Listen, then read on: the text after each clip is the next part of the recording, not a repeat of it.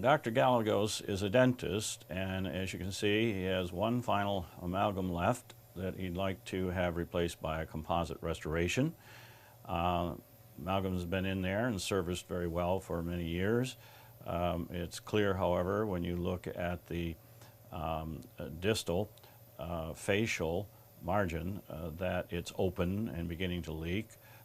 Some of the discoloration that we see around it could either be potential new caries or just leaching of the metal ions, giving it that blue cast. Certainly, when we're all finished, our goal or objective is to have a restoration, a composite restoration, well sealed, which is the job of the adhesive, and we should also expect to get some tooth reinforcement.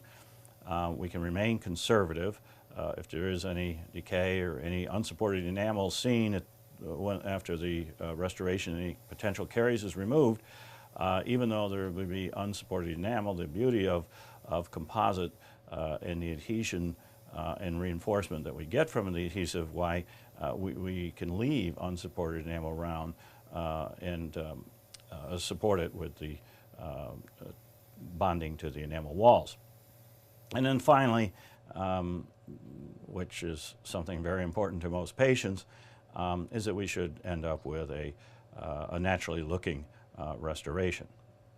Looking at the x-ray, we can see of this 20-plus year amalgam filling that all margins are on enamel, including the gingival margin, and that's a good thing for our bonded composite because our best bonds, pretty much leak-free bonds, are our enamel bonds.